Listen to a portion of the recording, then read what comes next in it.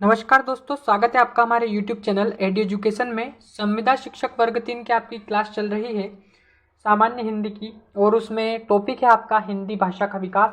जिसमें हमने कल इंट्रोडक्शन क्लास पढ़ी थी हिंदी भाषा के विकास की, जिसमें हमने आपको परिचय करवाया था कि मतलब हिंदी शब्द की उत्पत्ति किस नदी से हुई है, हिंदी भाषा की आदि जननी कौन सी है, इस टाइप से संस्कृत का बिगड़ा रूप कौन सा है, फिर हिंदी भाषा का विकास किस क्रम में हुआ।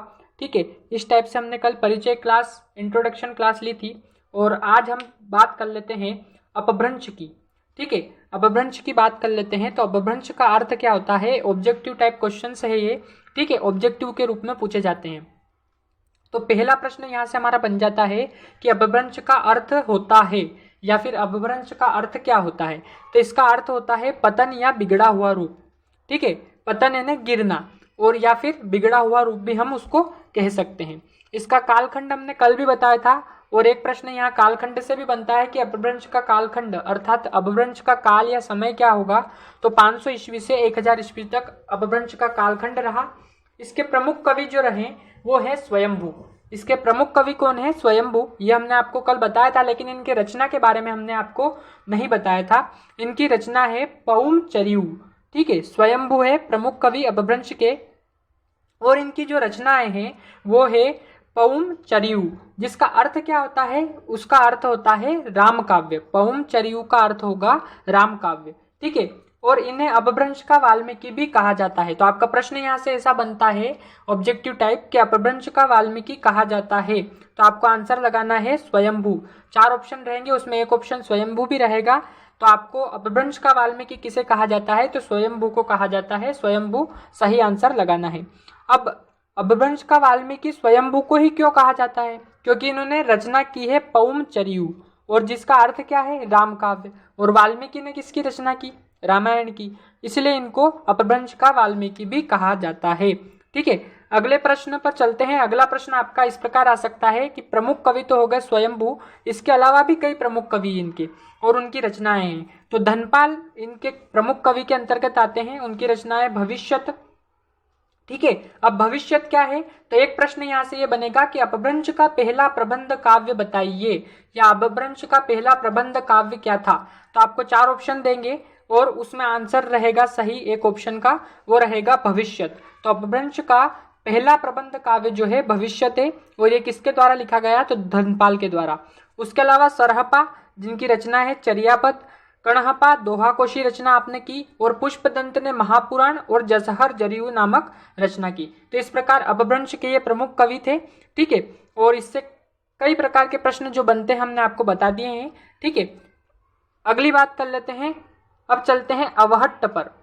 ठीक है, अवहट्ट इसका कालखंड कब से कब तक रहा? तो 900 से 1100 ईस्वी तक इसका कालखंड रहा अवहट्ट का, और इसे अपभ्रंश का भी अपभ्रंश कहा जाता है। अभी हमने आपको अपभ्रंश का अर्थ बताया था। अपभ्रंश का अर्थ होता है पतन, पतन यानी गिरना, या फिर इसका होता है बिगड़ा हुआ रूप।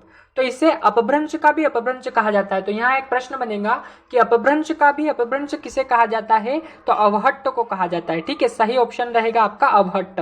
तो अपभ्रंश का अपभ्रंश यानी बिगड़े हुए रूप का भी बिगड़ा हुआ रूप अवहट्ट को कहा जाता है।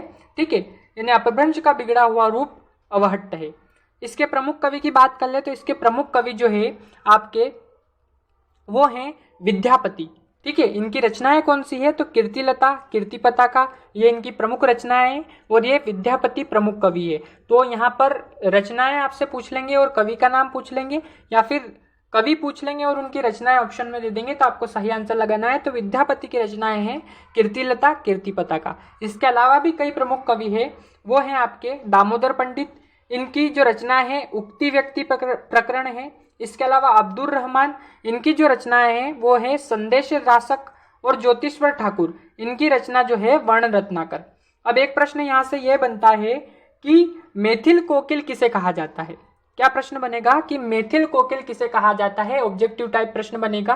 तो आपको इसमें सही आंसर लगाना है विद्यापति। ठीक है, तो विद्यापति को मैथिल कोकिल कहा जाता है। पर क्यों कहा जाता है ये भी आपसे पूछ सकते हैं, या फिर आपको ये पता होना चाहिए कि किस लिए उनको मैथिल कोकिल कहा जाता है। तो विद्यापति की रचना हमने आपको बताई कीर्तिलता और कीर्तिपताका। ठीक है, तो विद्यापति की रचना एक है पदावली, पदावली भी इनकी रचना है। उसकी भाषा जो थी वो थी मैथिली भाषा। कौन सी भाषा थी? मैथिली। इसके कारण इन्हें मैथिल कोकिल कहा गया। ठीक है, तो प्रश्न बनेगा कि मैथिल कोकिल किसे कहा जाता है? तो विद्यापति को कहा जाता है। सही आंसर आप लगाएंगे। ठीक है, अब बात कर लेते हैं हम अपभ्रंश से आधुनिक आर्य भाषाओं के विकास की। अपभ्रंश से आधुनिक आर्य भाषाओं के विकास की बात कर लेते हैं। ठीक है, तो सबसे पहले बात आती है पेशाची की। ठीक है, पेशाची अपभ्रंश में कौन सी भाषाओं का विकास हुआ? तो इसमें हम आपको बताते हैं पेशाची अपभ्रंश के अंतर्गत आपकी जिन भाषाओं का विकास हुआ था वो थी लहंदा और पंजाबी। लहंदा और पंजाबी भाषा का विकास आपके पेशाची अपभ्रंश में हुआ। ठीक है, यह हुआ आपका पेशाची अपभ्रंश। इसके अलावा ब्राह्मण अपभ्रंश में किन भाषाओं का विकास हुआ, किन आर्य भाषाओं का विकास हुआ जो आधुनिक थी? तो ब्राह्मण अपभ्रंश में सिंधी भाषा जो थी उसका विकास हुआ ब्राह्मण अपभ्रंश में। इसके अलावा हम बात कर लेते हैं अगले अपभ्रंश की, सौरसेनी अपभ्रंश। बहुत ही इंपॉर्टेंट अपभ्रंश है ये कि सौरसेनी अपभ्रंश के अंतर्गत किन भाषाओं का विकास हुआ या आधुनिक किन आर्य भाषाओं का विकास हुआ? तो सौरसेनी अपभ्रंश में राजस्थानी, गुजराती और पश्चिमी हिंदी का विकास हुआ। आपकी राजस्थानी, गुजराती, ठीक है, और पश्चिमी हिंदी का विकास हुआ। ठीक है, पश्चिमी हिंदी, राजस्थानी और गुजराती, इनका विकास हुआ। तो आपसे प्रश्न इनके अंतर्गत भी बनता है और पूछ सकते हैं। ठीक है, अब बात कर लेते हैं अगला महाराष्ट्री अपभ्रंश में मराठी भाषा का विकास हुआ। ठीक है, महाराष्ट्री अपभ्रंश में आपके मराठी भाषा का विकास हुआ। फिर अगला जो है वो देख लेते हैं हम अर्धमागधी, खस और मागधी। ठीक है, अर्धमागधी, खस और मागधी। एक प्रश्न यहां से ये बन सकता है आपका कि डॉक्टर भोलानाथ तिवारी ने कौन कौन से अपभ्रंश बताए? तो खस और ब्राह्मण अपभ्रंश को डॉक्टर भोलानाथ तिवारी ने बताया। अब अर्धमागधी अपभ्रंश के अंतर्गत कौन कौन सी भाषाओं का विकास हुआ? तो पूर्वी हिंदी का। ठीक है, आपको पूर्वी हिंदी और पश्चिमी हिंदी में अंतर आना चाहिए। ठीक है, तो पूर्वी हिंदी का विकास कहाँ पर हुआ? तो अर्धमागधी अपभ्रंश के अंतर्गत। खस का विकास कहाँ हुआ? पहाड़ी। ठीक है, खस अपभ्रंश में पहाड़ी भाषा का विकास हुआ। और मागधी जो अपभ्रंश है उसमें आपकी 4 भाषाओं का विकास हुआ। ठीक है, कौन कौन सी भाषाएं थी वो हम देख लेते हैं। मागधी अपभ्रंश के अंतर्गत आपकी 4 भाषाओं का विकास हुआ। पहली थी बिहारी। ठीक है, पहली थी आपकी बिहारी, दूसरी थी असमिया, दूसरी थी आपकी असमिया, तीसरी देख लेते हैं, तीसरी कौन सी थी? बांग्ला, और चौथी थी उड़िया। बांग्ला और चौथी जो थी वो थी आपकी उड़िया। ठीक है, तो इस प्रकार मागधी अपभ्रंश में बिहारी, असमिया, बांग्ला और उड़िया इन भाषाओं का विकास हुआ है। ठीक है, तो आपके अपभ्रंश कौन कौन से थे ये हमने आपको बता दिया और इनमें कौन कौन सी भाषाओं का विकास हुआ वो भी बता दिया। इसकी फ्री पीडीएफ भी हम आपको देंगे। इस वीडियो के डिस्क्रिप्शन में हमारे टेलीग्राम चैनल की लिंक है, वहां से इसकी फ्री पीडीएफ आप प्राप्त कर सकते हैं। तो अपभ्रंश से आधुनिक आर्य भाषाओं के विकास में किन किन आधुनिक आर्य भाषाओं का विकास हुआ और किन किन अपभ्रंश के अंतर्गत हुआ वो बताया है। तो पहला था आपका पेशाची, दूसरा ब्राह्मण, तीसरा सौरसेनी। उसके बाद देखें हम तो महाराष्ट्री, अर्धमागधी और खस, महाराष्ट्री, अर्धमागधी और खस, और फिर देख लेते हैं हम मागधी। ठीक है, तो ये आपके अपभ्रंश थे और इनके अंतर्गत आधुनिक आर्य भाषाओं का विकास हुआ और वो कौन कौन सी थी ये हमने आपको बताया। अब बात कर लेते हैं हम हिंदी के काल की।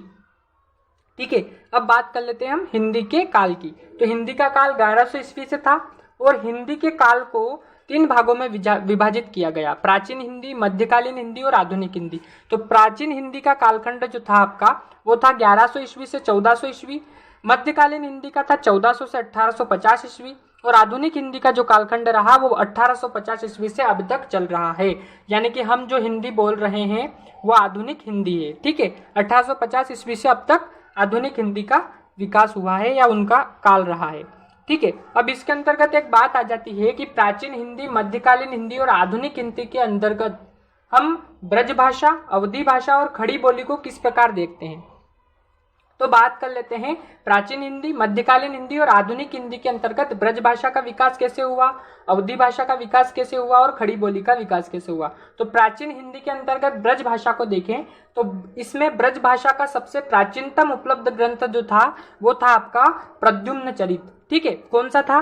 प्राचीन हिंदी में प्रद्युम्न चरित्र ब्रज भाषा का सबसे प्राचीनतम उपलब्ध ग्रंथ प्राचीन हिंदी के अंतर्गत था, वो था प्रद्युम्न चरित्र, और इसके लेखक जो थे वो थे सुधीर अग्रवाल। ठीक है। और मध्यकालीन हिंदी में बात कर लेते हैं तो कृष्ण भक्त कवियों ने इसे अपना माध्यम बनाया। ठीक है, ब्रज भाषा को कृष्ण भक्त कवियों ने अपना माध्यम बनाया। ठीक है। और कृष्ण भक्ति शाखा के प्रमुख कवि कौन थे? तो सूरदास। ठीक है। और सूरदास को क्या कहा जाता है? तो अष्टछाप का जहाज किसे कहा जाता है? तो अष्टछाप का जहाज सूरदास को कहा जाता है। यह प्रश्न भी आपका यहाँ से बन जाता है। अब आधुनिक हिंदी की बात कर लेते हैं कि ब्रज भाषा का क्या स्थान था आधुनिक हिंदी में। तो इस समय तक ये ब्रज भाषा जो थी आधुनिक हिंदी में लोगों से काफी दूर हो चुकी थी। ठीक है, यानी ब्रज भाषा आधुनिक हिंदी में लोगों से बहुत दूर हो चुकी थी, लोग इसको नहीं जानते थे। ठीक है। अब बात कर लेते हैं अवधी भाषा की प्राचीन हिंदी में क्या स्थान था अवधी भाषा का। तो अवधी भाषा की जो पहली कृति थी चंदायन थी, और इसके लेखक कौन थे? तो मुल्ला दाऊद थे। ठीक है। अब मध्यकालीन हिंदी की बात करें तो राम भक्त कवियों ने और सूफी कवियों ने इसे अपना माध्यम बनाया। राम भक्त कवियों ने और सूफी कवियों ने इसे अपना माध्यम बनाया। और तुलसीदास मलिक मोहम्मद जायसी जो थे वो इसके प्रमुख कवि थे।